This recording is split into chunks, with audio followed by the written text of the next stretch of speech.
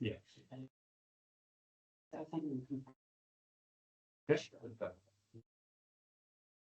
Good morning, staff and members of the public. I declare the ordinary council meeting of 28 July open at 10 a.m. The Shire of Carnarvon acknowledges and respects the Ingada and Bayungu people as the traditional custodians of the lands where we live and work. We pay our respects to elders past, present and emerging. The Shire of Carnarvon is committed to honouring the traditional custodians' unique cultural and spiritual relationships to the land, waters and seas and their rich contribution to society. This meeting is being live streamed and recorded to facilitate community participation for minute-taking purposes and as required by the Act. Members of the public are reminded that in accordance with the meeting procedures local law 2021, mobile phones and other electronic devices should be switched off and not used during this meeting. Attendance will be recorded in the minutes as per the requirements of the Act. There are no apologies. There are no approved leave of absence. Item 2, elected members and officers are reminded of the requirements of section 5.65 of the Local Government Act 1995 to disclose any interest during the meeting or when the matter is to be discussed. CEO, are there any declarations of interest? No, received. I might now move to suspend standing orders. I've invited the administration to provide a presentation to council on the budget planning to date, which is a key consideration of this meeting and potentially the August meeting. So I move that standing orders be suspended and resolved as such by simple majority. Thank you very much. Amanda and I will be walking you through Councillor Musa and Hubbard, and we will be presenting this year's proposed budget, recognising that this will be delivered to the Commissioner and the Council in August for sign-off. Made it work. We want to today just give an oversight into how much is in the budget, what our key outcomes are, and what the raising rate is proposed to deliver, and what our commitments are to the community based on that.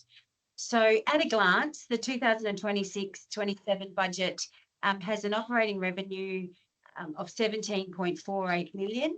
That includes rates, that includes our that doesn't include our opening service. That includes rates and our grants that we've received over the year and our fees and charges. Our cash operating is 22.2526. Sorry, everyone, me and my numbers. And that is our operating expenditure. That includes our opening surplus of 5.06. And what happens each year now is that our financial assistance grants have been paid before the end of the previous financial year and are then carried over as a surplus. So that surplus is actually our federal grants that have come in advance to help cash flow and things throughout the year. We have depreciation, which whilst this is more of a monetary indicator for local government, but it does describe the cost of our assets and how they're depreciating at 8.81 million. Our capital expenditure is 21,735, and we have 19.7 million coming in grants to support that 21 million. At this point in time, with the capital programs in the budget, we are leveraging $9.80 for every $1 invested by the Shire. We do expect this to go up quite considerably throughout the year as we're expecting some outcomes on other grants that we've applied for. But at this point in time, at setting the budget, we'll be leveraging $9.80. So that's raising $9.80 from grants for $1 that the Shire puts in. We also there are looking to borrow.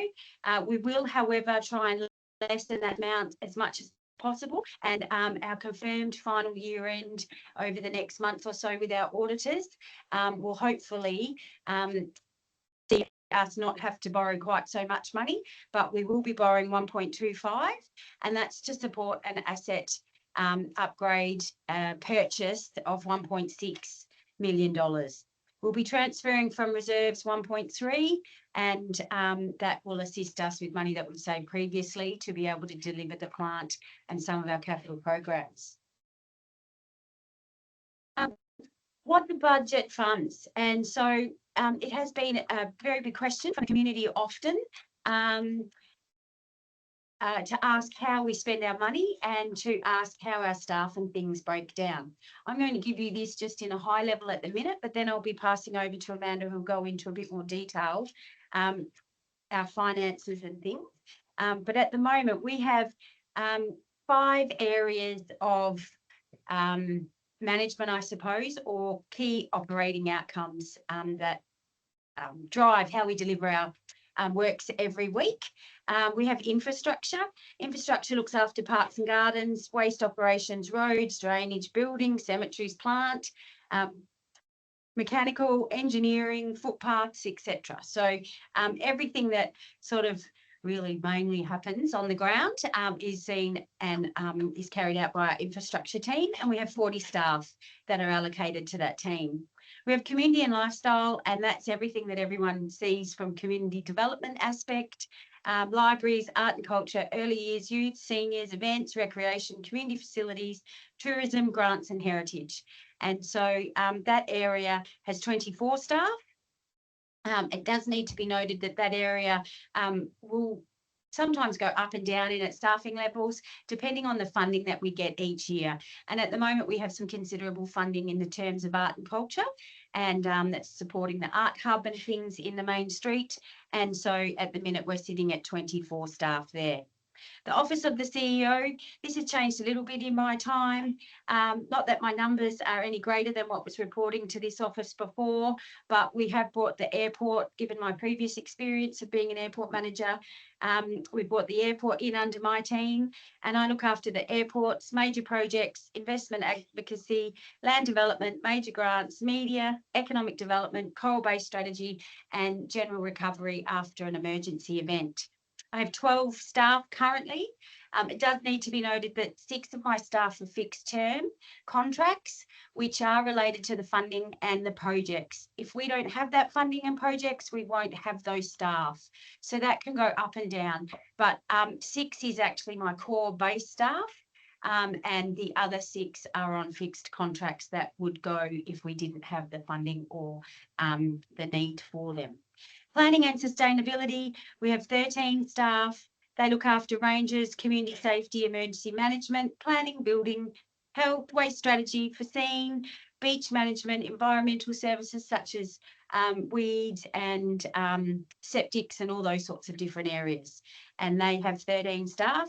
We have grown that area by 1, and they'll be on a fixed term contract at the moment because we are working to deliver a new waste site at Coral Bay, and that requires project management and a great deal of negotiation with the state government, particularly trying to raise the probably $5 million to build it.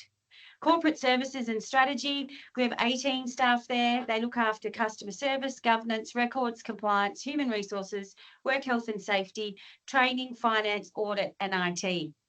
That area has probably grown a little, and it is one that often the community sort of wonders about. But we do need to understand that in the last 5 years, the amount of governance that has increased, the Office of the Auditor General now with our audits, that has grown most councils by at least 1 staff member.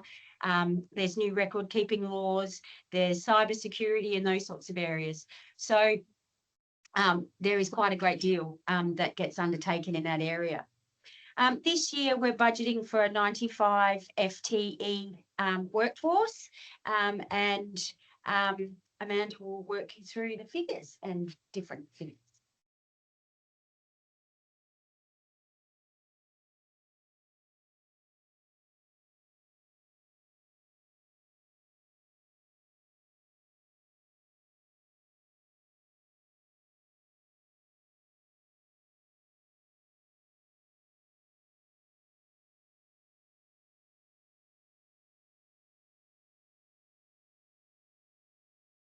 So I just wanted to talk about the breakdown of our wages and salaries per department. So our infrastructure team, which is approximately got 40 people, I think you saw on the previous screen. The department is funded with 4.335 million in wages. You can see on the screen that we've got 5 people in waste services, 8 on roads and drainage, 6.5 on footpaths and signage. So not a lot of people. We move to the next page.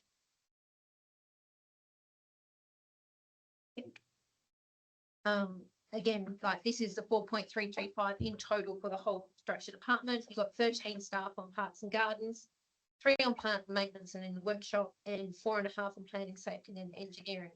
So to put that in scale, like the Shire collects more than 18,000 tonnes of waste each year, and we've got 5 people managing our tip to process that.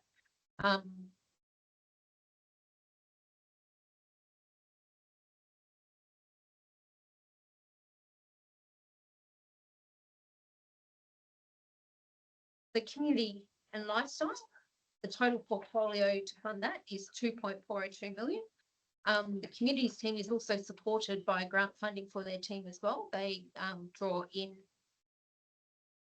funding for fully funded positions within that portfolio. So they've got 7 staff in the learning and arts culture, 7 in young people and events, 6 in recreational and community, and 4 in the tourism and grant space.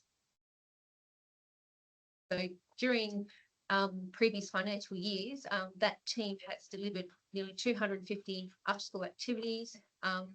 Previous data indicate that more than 2,000 people take part in a range of programs that the community lifestyle team deliver. The library and art gallery welcomes more than 80,000 visitors each year. And the visitor centre, so data that the visitor centre has actually collected shows that the contribution of visitors to our town, which is more than 40,000 each year, contributes more than $7 million to our local economy, which is amazing. So the Office of the CEO, the total amount to fund per portfolio is 1.904 million. They focus they focus on significant priorities and partnerships to be able to deliver those. So the team in the projects team, they look at leverage funding to try and increase our funding opportunities. They've got a lot of work to deliver in that space, but it's great to see that a lot of work's being done. Regional airports, we've got 2.5 staff that service 2 airports, 1 in Coral Bay and 1 in Carnarvon. So for example, the Carnarvon Airport welcomes more than 25,000 passengers each year with the assistance of 2.5 staff on the ground. So it's quite important that we maintain that. In the media and development, we have 3 staff, and you'll see that we have a lot of information that is quite visible out in the community. Previous years, I believe that the visibility and the content haven't been as regularly updated and visible for our community, and we are going to great lengths to try and get information out there to share with our community. So we've got social media posts regularly, we have our newsletters, we have our new fully funded screen out the front of the visitor centre which shares information. We actually have a team within the communities and lifestyle team which assist the media and comms, and they're out on the ground every week and they're visiting every single local store up and down Main Street, delivering newsletters, flyers, information. So there's a range of communication methods out there that we're trying to connect with our community. Oh, Coral Bay Strategy and Recovery. Sorry, I forgot that. We have 2 staff.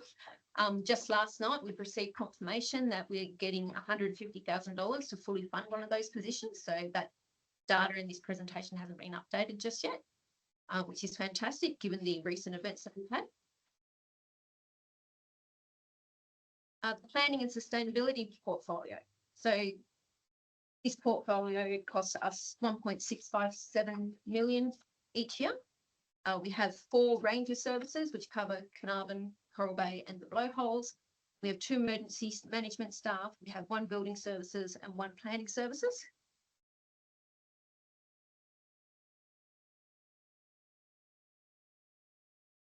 So the ranger activity, across our 4 ranges in Carnarvon and Coral Bay, they've issued approximately 200 infringements. We have 200 pet registrations each year and 180 fire inspections that they've completed.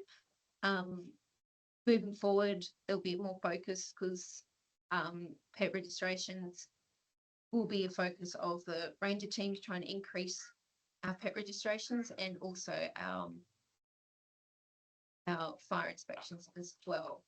So our development applications, our team, which is a team of one, is processing all of those at the moment. I don't have the exact data on what that was, but in the 24-25 period, there were 50 development applications. Development applications valued at 13.8 million, and the previous financial year there were 80 building applications at 47.5 being processed.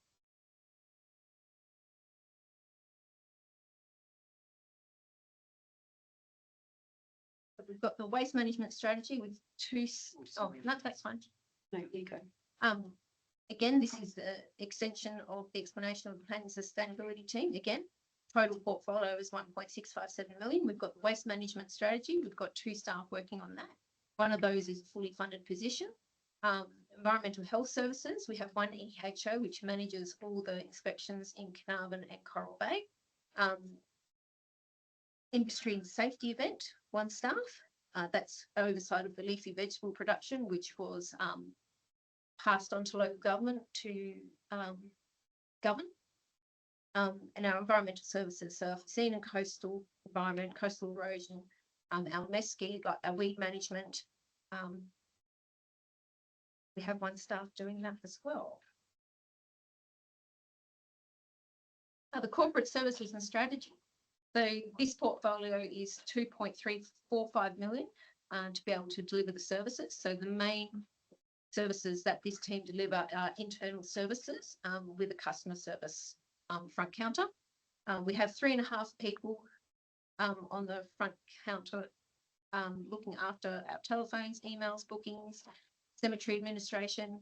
We have 3 people in our governance, records and compliance team. We have 3.5 people in our people, culture and work health safety. Work health safety legislation over the last couple of years has become increasingly harder to manage in government, but it's all to keep our people safe. So with that, there comes additional workloads to implement processes and procedures and education within our team to make sure that our people are safe and going home safe each day. Across our finance and internal audit and IT, we have 8 staff. Just for a little bit of data there. So our customer service team on the front counter, especially with our new reporting tool called SnapSend Solve, getting a lot of great feedback from people about how easy it is to use. It means that if you're out and about, you see something that you want actioned, for example, you see a tree that's fallen over, you just take a SnapSend Solve picture of it. It gives us the exact GPS location. Our team will action that within 10 days. Usually it's within the first 1 or 2 days, seeing some of the data. So we're getting about 1,000 of those a year to process. Our finance team process more than 2,500 invoices each year, which is quite a large volume of paper. Have been working on a paperless system to try and reduce the impact and the cost of the community in printing and processing those. Yep, each request. Sorry, I interrupted, Amanda. Sorry, everybody. All right, we'll move on to the next one then. Welcome. As I do. So good. So this one here is just an overview of our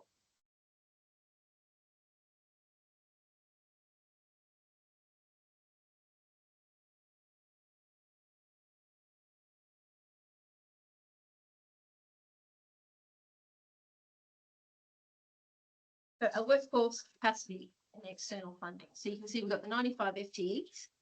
Total employee cost is 12.643 million. And I just wanted to point out right here that over the previous financial years, going back maybe 3-4 years, the Shire of Carnarvon has historically not budgeted for 100% of employee costs. So we've actually in previous years budgeted to run our Shire and our business at a reduced rate. It was approximately 85% is what we budgeted for total employee costs. So that would have had a well, at that time, there was strategic delays in recruitment processes and prioritisation as to which role need to be filled based on the current demand at that time. That's obviously resulted in probably a little bit of misinformation as to what it actually costs to be able to deliver our services in the community. So in previous years, when we look at some of the data that we have, we were getting a lot of reactive requests for work to be completed, but we didn't actually have the workforce to be able to deliver that. So we've seen the trend now where it's declined a bit because we've got the workforce out there proactively doing and managing and working on items as opposed to being alerted to those within the community. But obviously now with 100% employee costs budgeted for, it gives us that capacity to make sure we have a full workforce to be able to deliver to our community. The 1.932 million in external workforce funding. So that includes some of our RGED for our current financial year. The RGED at the moment, we employ 22 people. Just last week, we got confirmation that we were successful in another application. So that'll bring another 2.5 million over 3 years to fund an additional 10 new positions for the Shire of Carnarvon. So altogether, the RGED funding that we will have over approximately 5 to 6 years is 5.7 million. So that's will allow 23 fully funded roles in addition to the existing Shire roles. So these are new positions for our young people, people looking to get back into the workforce. Again, just last night we had the $150,000 for a recovery officer to support after the cyclones. So that's 15.3% in external funding of gross employee costs that we've identified. So we've been able to supplement some of our workforce and build on our workforce with that 15.3%. So with some of the increases in our headcount, we've had to, well, we haven't had to. What we have done is we've got new trainee position, which was funded for. So we've got a trainee position, which is a disability position that we've got where we're supporting a young person to go through a formal qualification through a traineeship. We have a new apprentice mechanic, which is fixed term funded. We have a sustainability manager, which will support the development services with Coral Bay waste site construction and any other sustainability related priorities. So that'll be a fixed term position and funded. Obviously, with the new legislation and the requirements under work health safety, there's additional workload there which can't be absorbed. So we've put on a work health safety officer, so it'll be dedicated on the ground support, an Aboriginal community engagement officer. So this strengthens our connection with our community and participation with our Aboriginal community members and our RGED participants. And then we also have our transition to retirement position. So our current retention for our workforce shows that we have more than 50% of our employees have been employed for the Shire longer than 3 years. We are supporting a person to transition to retirement who's indicated that they're looking to retire over the next few years. So we've created that role for them. And part of that is for them to be able to share and impart some of their corporate knowledge across the team. So it's more of a mentor position. Currently, they were based here in the administration. We're now got that position based out at the depot where they're upskilling and teaching more about what local government means out at the depot.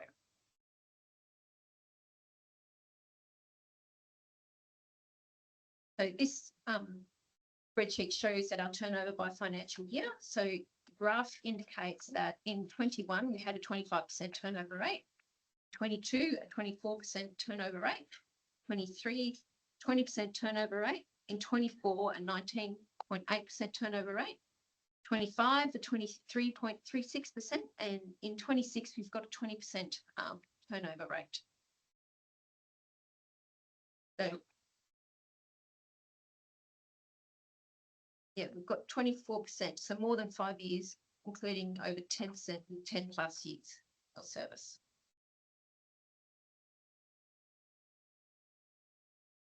Okay, so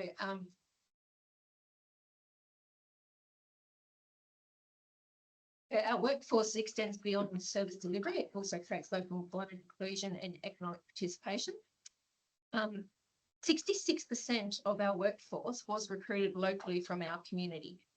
So we engage our employees, we give them continued training and upskilling. A lot of those employees have actually built careers in local government, which is fantastic. We have quite a few people who have started off in an entry-level position. We've got one who started on the front counter. They've worked their way up to being a finance coordinator within the team. We also have a employee who started as a trainee, I believe, and they're working as an executive manager at the moment. So it's just absolutely fantastic to see the training opportunities and upskilling they have in local government. We've got a significant increase in our Aboriginality. So our Aboriginality has increased to 18%, and in previous years it has been much, much lower.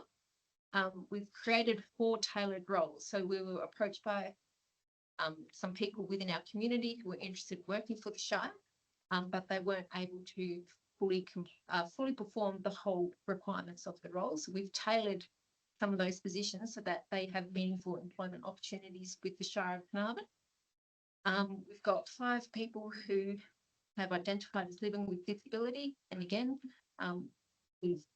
we specifically went out into the community and said we had positions that we could change. So we actually have increased our disability employment rate, I suppose. And again, we've got 22 RGED employees, which are fully funded, and then moving on into the next financial year and the year after that, that number, because that is just a head count. So that's reflective of 13 FTEs, but moving forward, that will actually be reflective of 23 FTEs. Thank you, Amanda. Okay, over to rates. And just in terms of workforce, I think that it's important to understand that, you know, in the last 5 years, superannuation has gone up by 2.5%. There's been a number of different allowances and supports that people need to deliver their work. So it's a very hard sort of figure to quantify, but equally, we're always looking and continue to work to get grants to be able to fund our services. Going forward, we are proposing an 8.5% movement in the total rates yield. And so that means that we will generate another 644,000 in our rates, taking us to 7.969 million. The proposed minimum rate has also gone up by 8.5% and is proposed to be 1,580. There's a significant trend across local government to raise minimum rates to ensure that they cover the cost of doing business and that we are getting a reasonable return on those properties that have a very low value. On average, across the residential area, the movement is expected to be about $175 a year, which equates to $3.37 per week. We have tested over 1,000 of the 1,600 rate assessments in that area, and they absolutely are not going up any higher than 175. There's been conversation around where we came from and what that was all about. And we have worked really hard to understand CPI, the cost of our insurance is going up, the cost of our utilities going up, the increase in fuel costs, the increase in wage costs that we have sustained, and the 8.5 is considered to what is needed. There has also been concern that our rates don't peg to our wages. The council in 2022 put out a rate revenue strategy that proposed that rates went up by 7% every year. Unfortunately, we didn't stay pegging at that level, and we have a shortfall of about 3 million a year because of that. If we had 3 million a year right now, we would definitely be able to cover not only our salaries, but be putting an extra $1.5 million a year into capital investment. So we are working quite hard and hope to continue to work with council to be able to find a way to bring our rates into what's needed to be able to deliver the service and the work that's required in Carnarvon. The proposed rating contributions by category, the next one, we talk about the fact that the residential component suffers the burden of 47% of the rates raised each year. And on the side there, we have gone and tried to do a bit of a basic level of review, and we took Craigs Court, Meiklejohn Crescent, Cornish Street, Olivia Terrace and William Street to give a bit of an example. And as you'll see, the most that anyone has gone up is by $178, and the least amount is $88. That does depend on the values and the valuation of the properties, and it may also be impacted by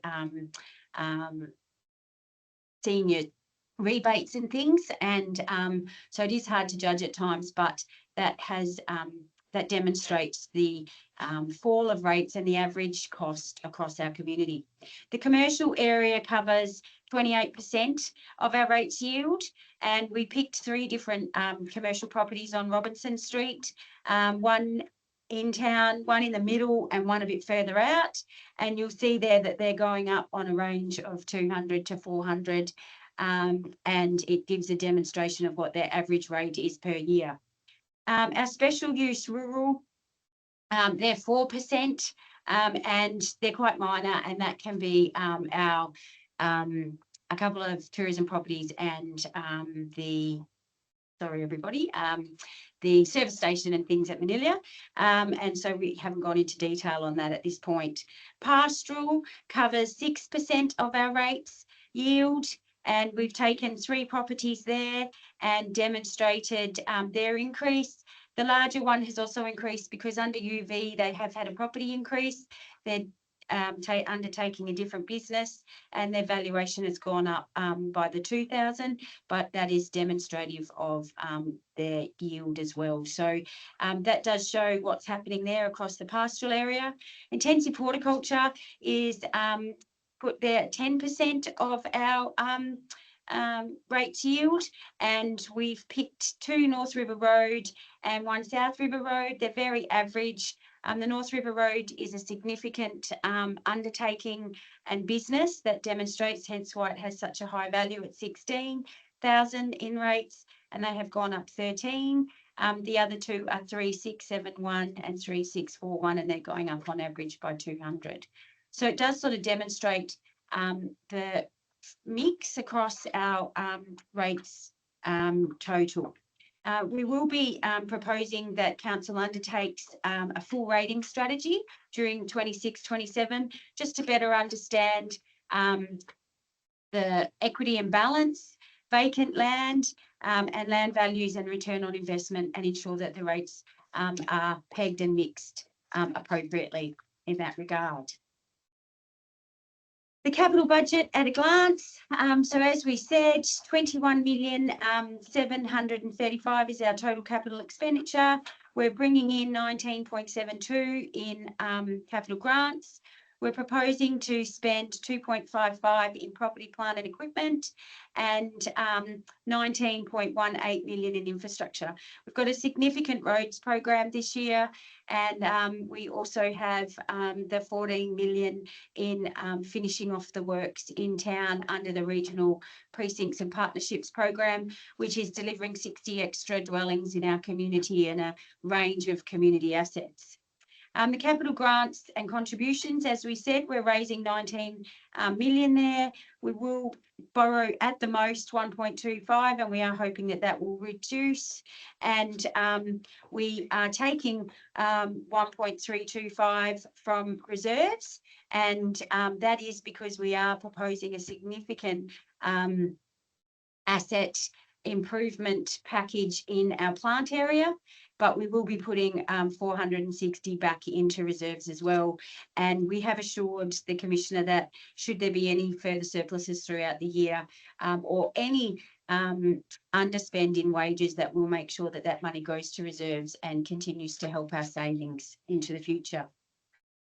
Just very quickly, our priority capital projects for the year, we're continuing with the Carnarvon Airport runway, taxiway and apron pavement upgrade.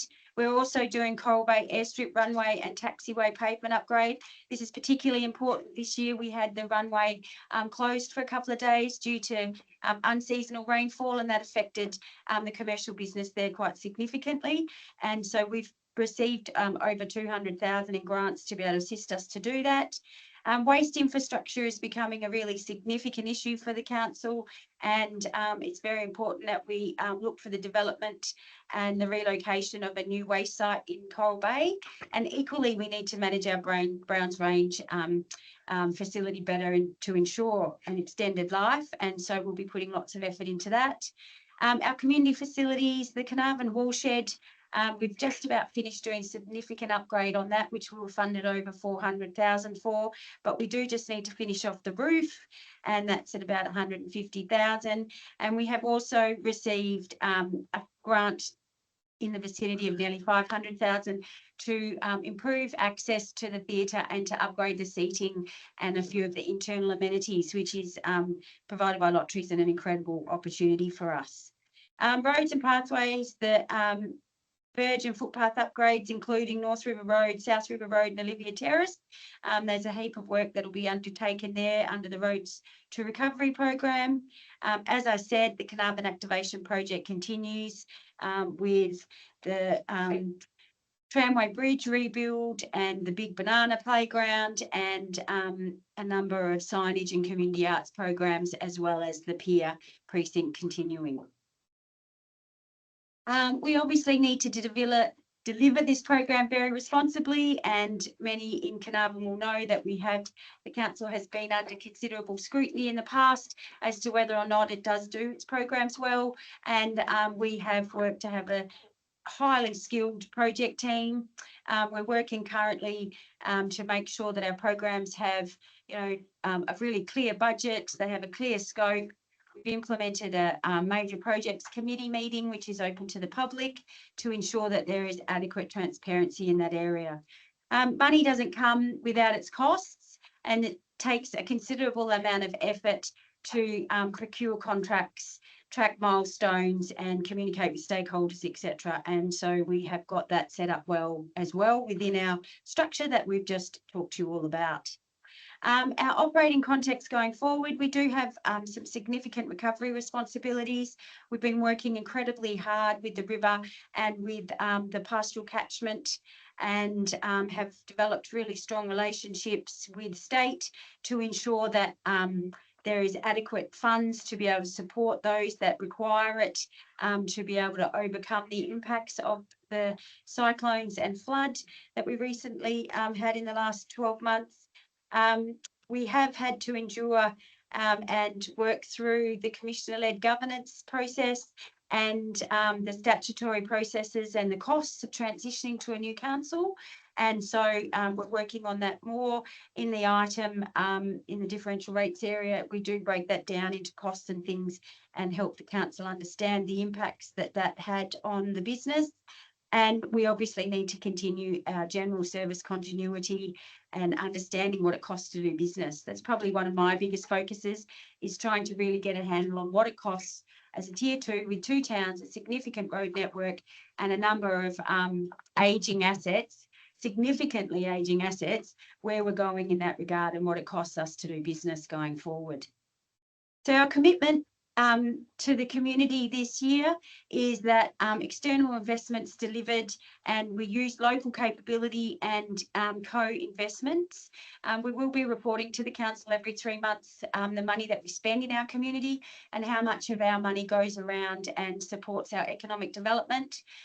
We're really keen to make sure that we can have a scorecard in that regard, and as much as possible, if not now, maybe gives people an opportunity to start a business that can provide the service and we don't need to go outside of the town. Reliable essential services, as I said. We've got recovery and readiness, so we need to be planning and looking at what we can do better in the future. We're kind of keen, and we've applied for some funding to try and tackle some of the prolongation and the issues along the river with waste and different things that occur during flooding. And so we're looking to try and understand that. We want to support local employment, inclusion and community participation. We're trying to find a way that our kids have hope, and through the RGED program we can look that there's a job available when they leave school, and give them the capacity to be able to get their training and their experience locally and stay in this incredible community going forward. We're looking to renew and maintain our infrastructure. It has been a very strong catch cry of the council previously that we rebuild, that we don't bring in new projects, and going forward, most definitely in the major projects area, it is very much about renewing our current assets and not looking to new things to build. And we look to be as transparent as we possibly can. We want to talk more. Our financial report that we deliver in the agenda is far more thorough than we have ever done before. Presentations like this, we're trying to put a lot more information in the community, and we ask the community to let us know if there's more information they would like for us to assist us in that transparency journey. Thank you very much.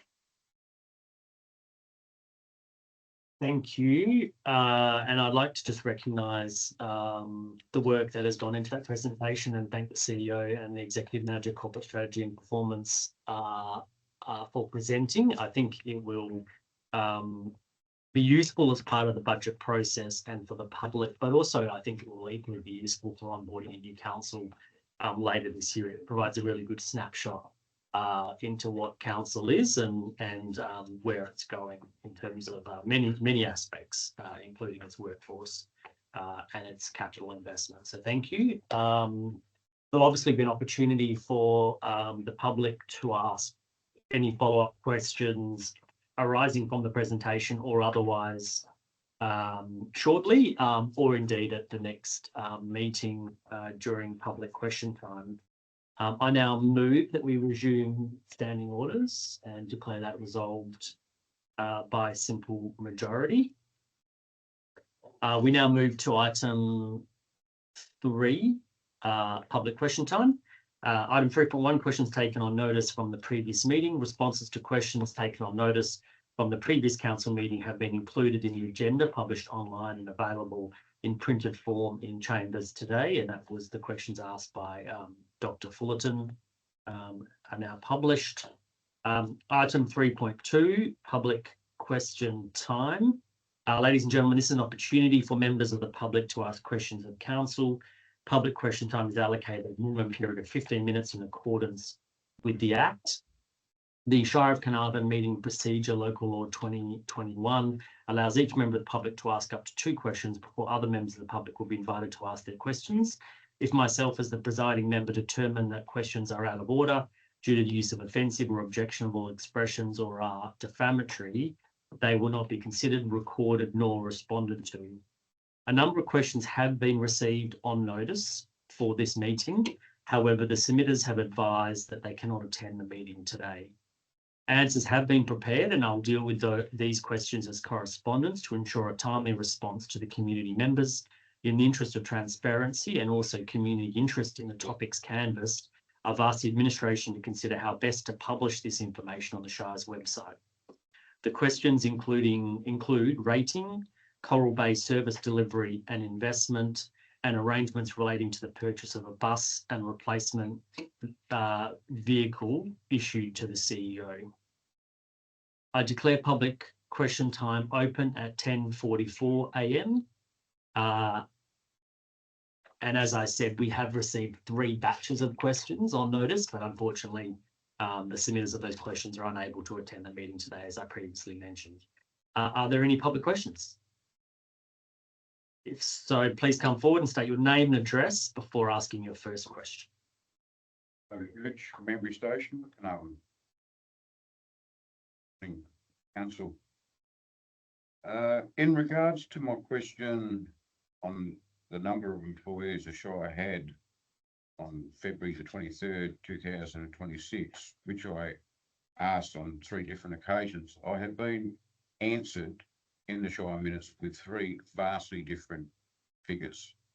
With this in mind, how confident is the Commissioner in getting true, honest and accurate budget figures presented to him?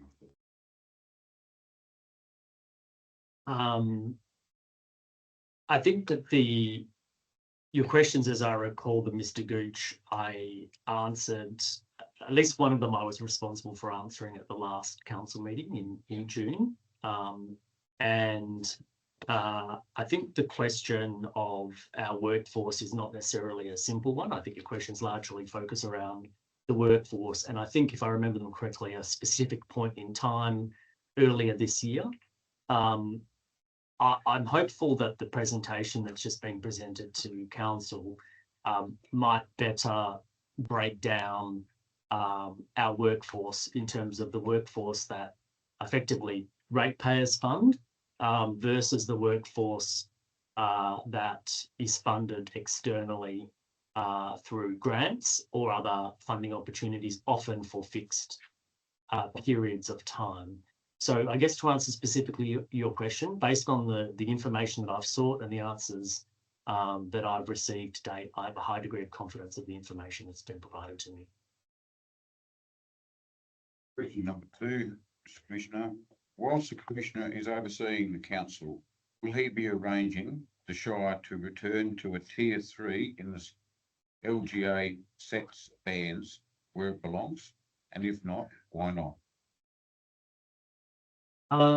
It's an interesting question that you raise. I guess there is no definitive formula in which the Salaries and Allowances Tribunal, who are the body that is responsible for the banding of local governments, it isn't the Parliament, or it isn't an act of Parliament. It's a construct of the Salaries and Allowances Tribunal.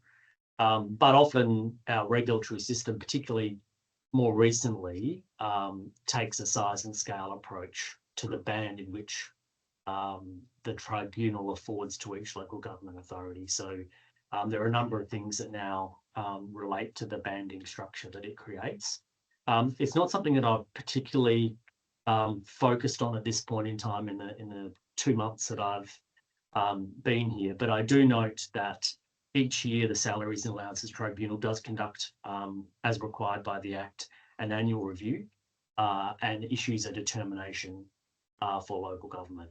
And as part of that process, local governments, councils and administrations will be invited to make submissions, and that might be something that I'll turn my mind to at that point.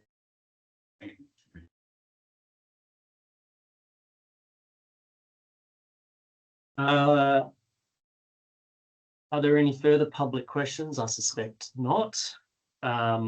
Therefore, I declare public question time closed at 10:48 a.m. Item 3.3. There are no deputations requested at this time, but I might point out that there are certainly opportunities, and I have expressed to members of the community for them to seek approval to make deputations to council on matters under consideration by council. Item 4 is the confirmation and receiving of minutes. Council, and the question is that council confirm the minutes of the ordinary council meeting held on 30 June 2026 as a true and accurate record, and I move that and declare it resolved by simple majority. Item 5 is announcements by the presiding member without discussion. So welcome to the July Ordinary Council meeting of the Shire of Carnarvon. The last 2 months have been enormously busy for the Shire, and I firstly want to recognise the staff whose professionalism and competence I've appreciated during this transitional period. There is no bigger task currently than preparing the 2026-27 municipal budget, and accommodating this whilst onboarding a new commissioner and council is not without challenge. I appreciate the support that has been provided to me over this period and the work that is occurring often around the clock to ensure we remain on track to our deadlines. I also want to acknowledge the budget presentation that has been delivered just now. I hope this will prove useful, particularly for those in attendance today and online, in understanding the budget context and challenges that we are facing. I'll have more to say on this later in today's meeting. I'd also like to recognise the recent passing of Mr. Frank Black, a well-respected and long-term Carnarvon local with extensive connection to the Carnarvon Race Club and the racing industry, and through his local store, Black's Menswear. In the words of the Carnarvon Race Club, Frank was, and I quote, a quiet supporter of local racing for many years. Frank had a way of bringing people together. His menswear store became a regular meeting place where people would call in to pick up the fields, enter the weekly tipping competition and catch up for a yarn. Whether through racing, his business, or the friendships he built over the years, Frank touched the lives of so many across the Gascoyne, end quote.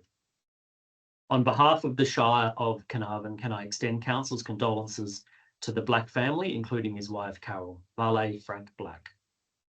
Since the last Ordinary Council meeting, I've undertaken the following engagements: meeting with the Gascoyne Development Commission, meeting with the Shire of Carnarvon Chief Bushfire Control Officer Andrew Ellis and toured the facilities of the Gascoyne River Bushfire Brigade, attended a thank you event for volunteers of the recent Tourism WA conference, participated in a Friday morning rubbish collection with our local litter legends, and I'd encourage more members of the community to support this group and to earn themselves a coffee voucher whilst keeping our town looking fabulous.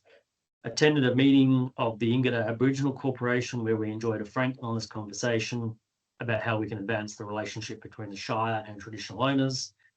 Toured the Heritage Precinct and met with dedicated committee members and volunteers that are curating our history collection, whilst providing a wonderful opportunity for tourist visitation. Visited the local CWA building and met with members to understand their restoration of the building and plans for the site. Officially opened the Gascoyne Art Awards and presented the best overall artwork recognition to local artist Markham Boston, and a reminder that the exhibition remains open until 29th of August at the Carnarvon Library and Art Gallery. Participated in further budget briefings and workshops, toured the Shire of Carnarvon Depot and inspected our plant to gain a better understanding of our asset renewal requirements as part of the budget deliberations, and various meetings with private citizens and ratepayers. Lastly, the public gallery may have noticed some minor improvements being undertaken to council chambers, including painting and the relocation of the President's office to this building, which better aligns the role of the President and the Council with its governance function and responsibility. I've also had feedback from the community since the last meeting about the quality of audio-visual equipment within council chambers. Our current AV capacity is designed around meeting our statutory responsibilities as a Band 2 local government to record and broadcast our meetings. It does not provide for localised amplification of audio within chambers, presenting some challenges, particularly for members of the public observing proceedings, not assisted by the poor acoustics of this room. Those concerns have been provided to the administration. I'm advised that funds are allocated in this year's budget to replace and improve our AV equipment in chambers. That is the end of my report. Item 6, presentations, petitions and memorials, there are none. And so we now move to reports. Item 7.1 governance, item 7.1.1 minutes of the Gascoyne Regional Road Group meeting of 19th of June 2026. I attended the Regional Road Group meeting for the first time on 19 June, which was hosted by the Shire of Exmouth. The day prior, I had spent much of the day engaging with the Coral Bay community, which allowed me to raise a number of concerns expressed by them.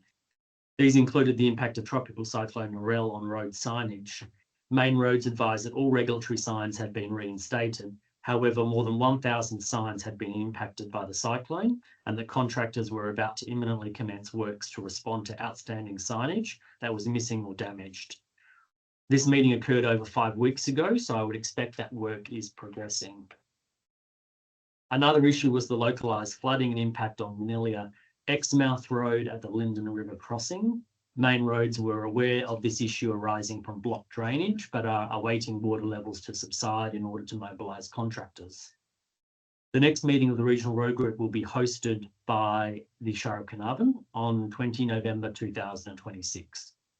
Otherwise, the minutes of the meeting are contained in the schedule and an officer's recommendation found at page 13 of the agenda, which I move and declare resolved by simple majority.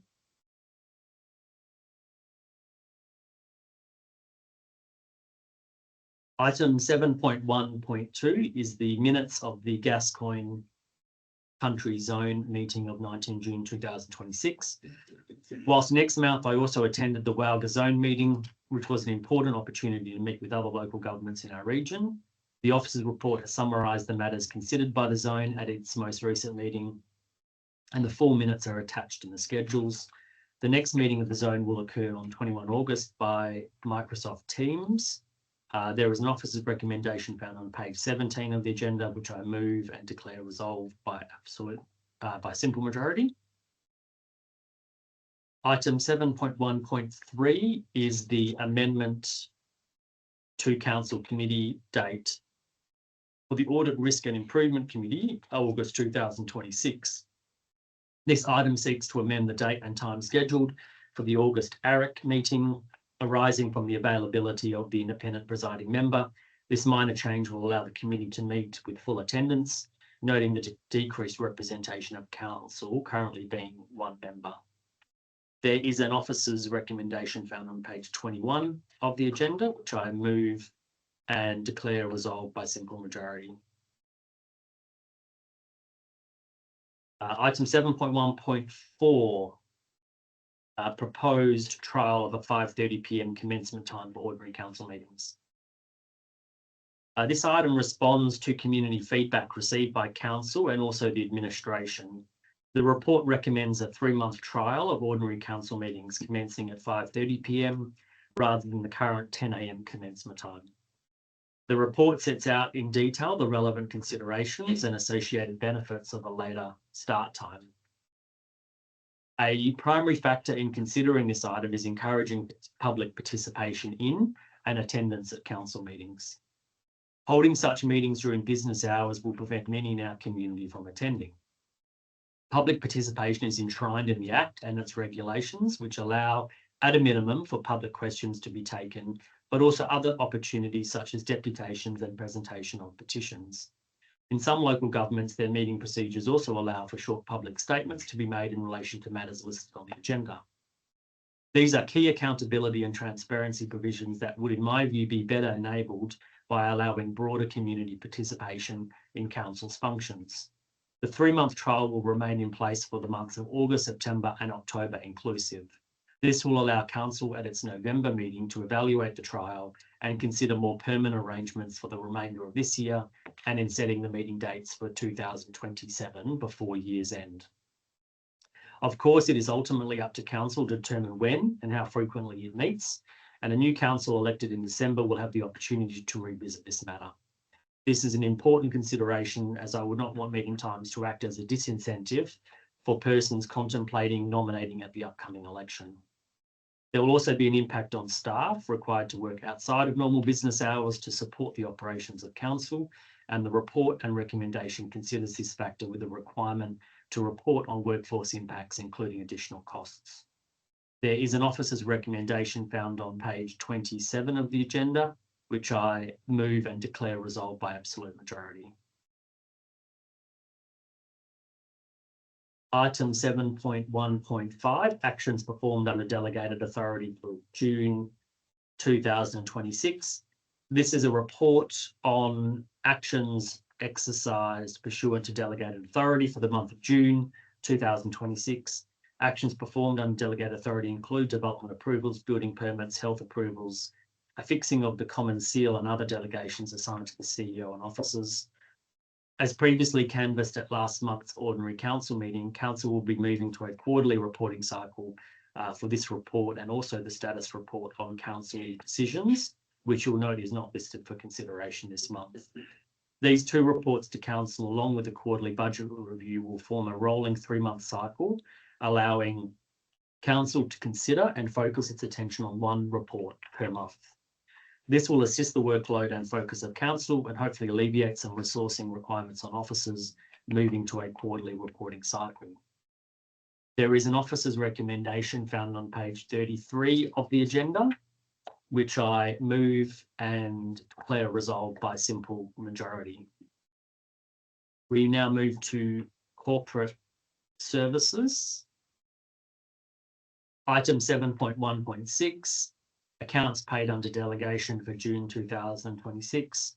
This report presents to council the list of payments made under delegation for the month of June 2026. There is an officer's recommendation found on page 36 of the agenda, which I move and declare resolved by simple majority. Item 7.1.7 is the monthly financial report for June 2026. This item presents the monthly financial report to council for June 2026. Although this is the final month of the financial year, this should not be interpreted as the annual financial statements. The author of the report cautions readers and council against drawing final conclusions from the report, as a number of accounting processes and end-of-year journals are to be applied. The final operating result is also skewed by a $6.314 million early receipt of financial assistance grants from the Australian government for the 2026-27 financial year, however, received in the final month of last financial year. This roughly equates to 80% of our total expected financial assistance grant for the year. There is some community interest in employment expenses. It should be noted that the actual expenditure to 30 June amounted to $11.187 million, which equates to $1.269 million below approved budget. It is also worthy to note that materials and contract expenses were $4.152 million below budget, largely arising from underspends, project implementation, timing change, and disaster recovery works which had not yet commenced. The table found on page 40 of the agenda, detailing significant expenditure items, details some $1.147 million in expenditure relating to tropical cyclones Narelle and Mitchell. While some of these costs might be recoverable in the future under disaster recovery arrangements, these immediate works have had a material impact on the 2025-26 financial year and demonstrate clearly the vulnerability of our region to disaster impact and the need to build financial resilience within the Shire's balance sheet. There is an officer's recommendation found on page 43 of the agenda, which I move and declare resolved by simple majority. Item 7.1.8 is the council consideration of public submissions on intention to impose differential rates and minimum payments for the annual budget 2026-27.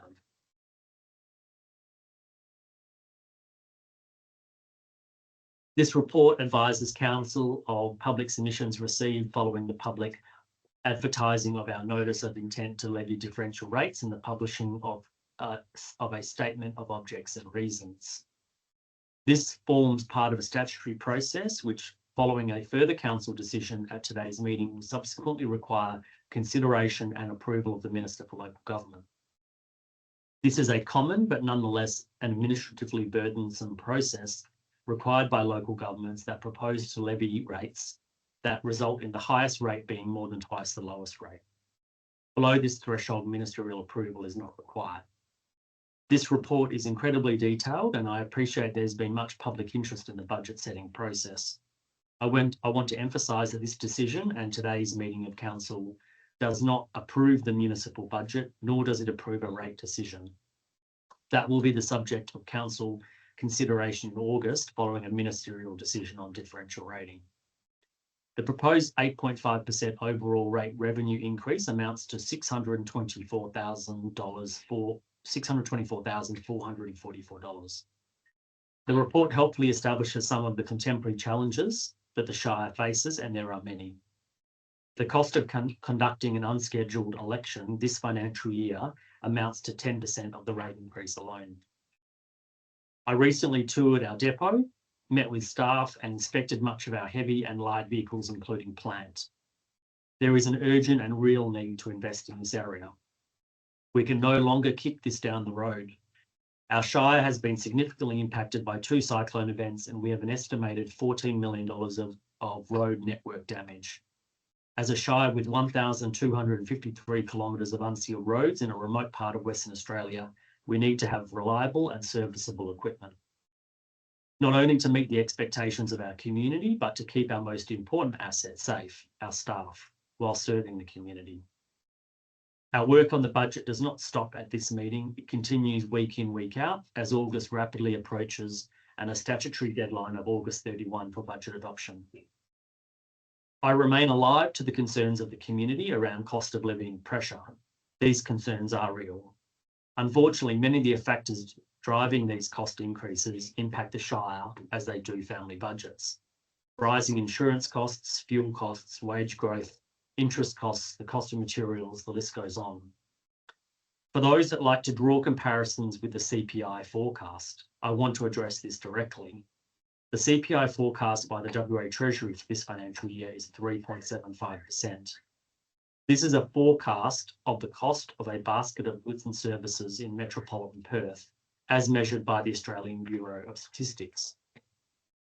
Every 2 years, the Department of Primary Industries and Regional Development releases its equivalent of CPI, being the Regional Price Index, or the RPI. This was last completed in 2025, prior to a war in the Middle East, which found that the Gascoyne was the third highest cost region in the state and benchmarked our costs at 10.9% greater than metropolitan Perth. I don't think this comes as a surprise for anyone in the gallery or online. This is the cost of doing business in regional and remote Western Australia, and demonstrated why the CPI has little applicability outside of Perth. I want to be very clear with the community: the work to financially strengthen the Shire will not be done in one budget, but will likely take 10, if not more.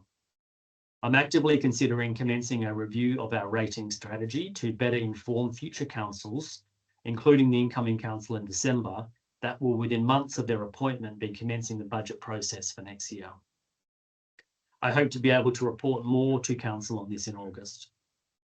There is an officer's recommendation found on page 53 of the agenda, which I move and declare resolved by absolute majority. Item 7.1.9 is the appointment of the West Australian Electoral Commission to conduct the Shire of Carnarvon extraordinary election, 3 December 2026. The Governor in Executive Council has ordered that an election take place on Thursday, 3 December 2026 to fill the vacant offices of Council of the Shire of Carnarvon. The question before Council this morning is who should conduct that election. The report argues that appointing the WA Electoral Commissioner as the person responsible for the conduct of the election is the most appropriate and lowest risk arrangement, and is consistent with the previous practice in the Shire. The cost estimate provided by the WAEC amounts to $45,000, but the budget allocation is $65,000. This recognises that there will be additional costs borne by the Shire, including staff costs to support the returning officer during the election period, particularly with replacement ballots at both Coral Bay and Carnarvon, as well as providing assistance with the count process itself. The election will be conducted as a postal election. There is an officer's recommendation on page 59 of the agenda, which I move and declare resolved by absolute majority. Item 7.1.10, Policy Review, Risk Management and Code of Conduct. This item arises from a recommendation from the Audit, Risk and Improvement Committee meeting on 16 June 2026, which considered a review and amendment to 2 council policies, namely the Code of Conduct for council members, committee members and candidates for election, and the Risk Management Policy. A summary of the policy review is contained in the officer's report, and I draw attention to the substantial changes to the Code of Conduct, which arise from the creation of the Office of the Local Government Inspector and related reforms from 1 January 2026. What has been adopted currently and what is proposed under this item's recommendation is the Model Code of Conduct as prescribed by the Local Government Model Code of Conduct Regulations 2021. This is the minimum standard which applies to all local governments in Western Australia. That is not to say the local government may make additional provisions within their adopted Code of Conduct, but any addition must not conflict with the Model Code provisions. ARIC and indeed Council agree that any such additional provisions are best considered by an elected council post-December of this year. Other local governments have considered additional provisions relating to dress standards, the use of social media, and the proper use of council property issued to the member, to name a few examples. There is an officer's recommendation found on page 65 of the agenda, which I move and declare resolved by an absolute majority. Item 7.1.11, Establishment of Performance Review Panel. This item arises from a request from me to review the council policy in relation to the selection and performance review of the Chief Executive Officer. Council currently has formed a committee pursuant to section 5.8 of the Act, entitled the Management Review Committee.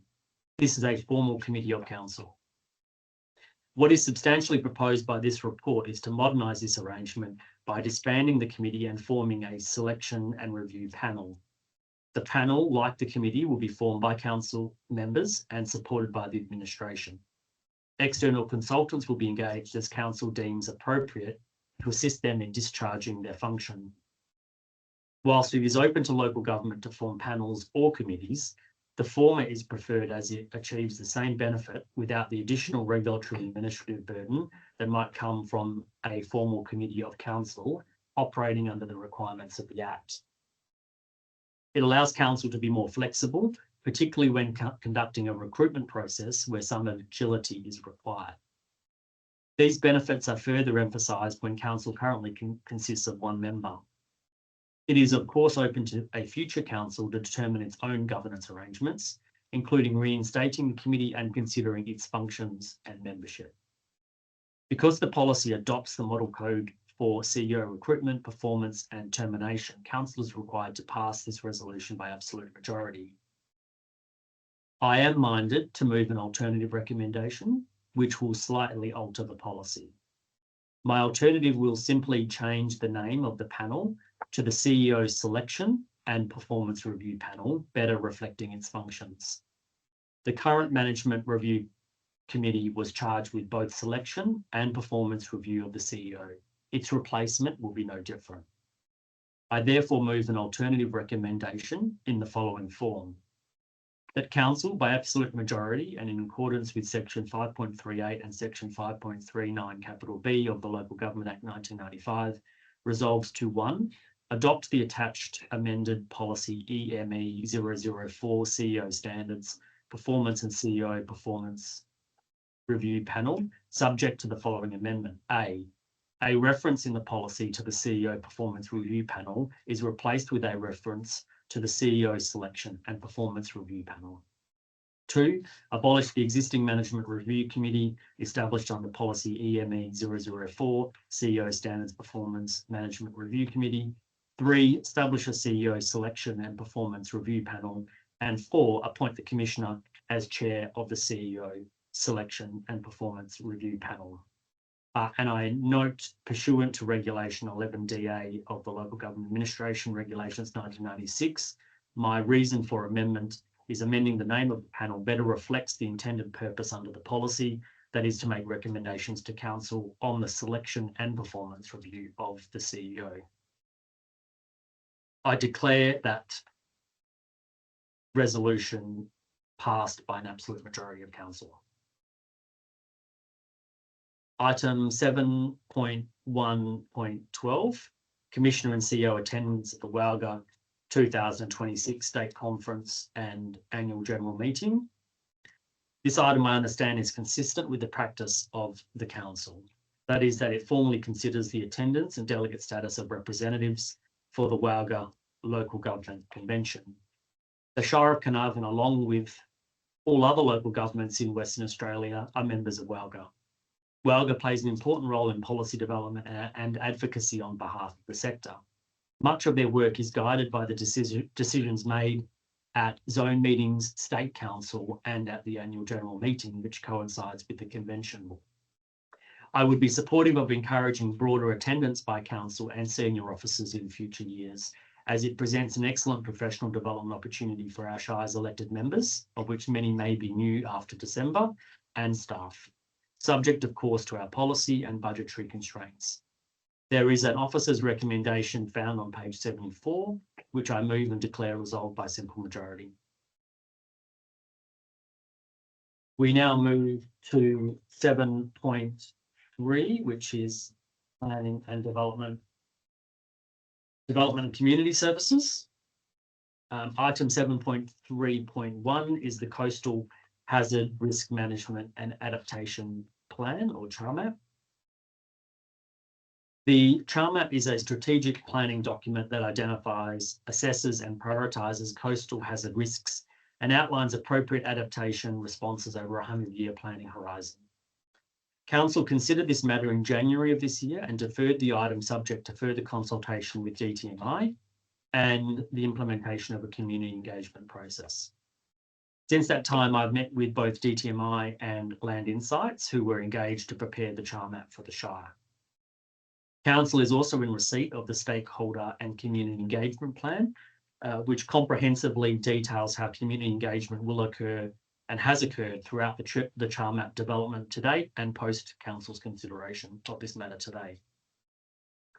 The report can at times be a very technical document, and I encourage that community engagement on the draft be designed in such a way that makes the critical information consumable to the community more broadly.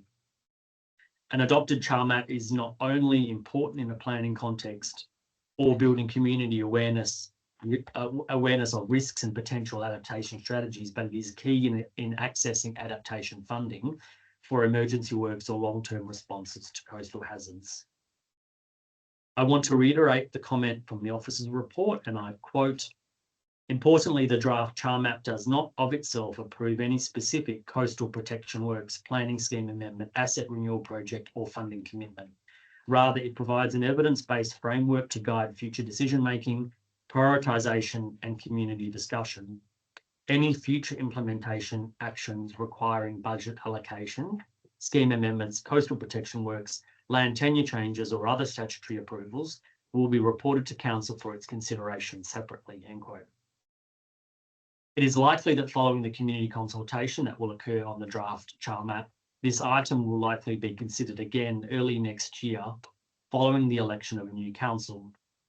Whilst not by design, I think this is quite important that the new council play a role in adopting and importantly owning the CharMap as an instructive tool on managing emerging risk to the community in coastal environments. There is an officer's recommendation found on page 83, which I move and declare resolved by simple majority. Item 7.3.2, Shire of Carnarvon Local Planning Scheme number 13, Amendment 13.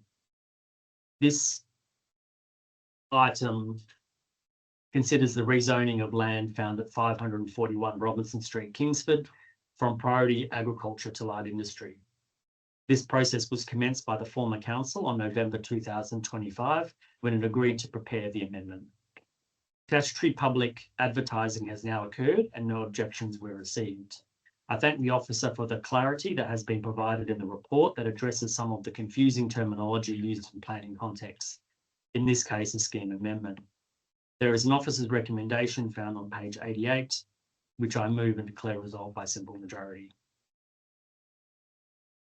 Item 7.3.3, the Shire of Carnarvon Local Planning Strategy. Council is asked to consider the adoption of a revised local planning strategy following a period of statutory public advertising and consideration of submissions. The plan is a strategic planning document which will guide the future growth and development across the Shire and inform other planning decisions such as scheme amendments and infrastructure prioritisation. I valued the community feedback contained in the engagement outcomes report. It is useful for Council to consider the aspirations of the community and to ensure alignment with our community strategic plan and long-term financial plan. There is an officer's recommendation found on page 94, which I move and declare resolved by simple majority. We now move to reports of infrastructure services, which there are none. Item 8, applications of leave of absence, there are none. Item 9, motions of which previous notice have been given, there are none. Item 10, questions from members without notice, there are none. Item 11, urgent business approved by the presiding member or by decision of the council, there are none. Item 12, matters for which meeting to be closed to members of the public, there are none. Item 13, date of next meeting. The next scheduled ordinary meeting of council is Tuesday, the 25th of August, commencing at 5:30 p.m. Item 14, closure. I thank staff and members of the public for their attendance, and I declare the meeting closed at 11:19 a.m.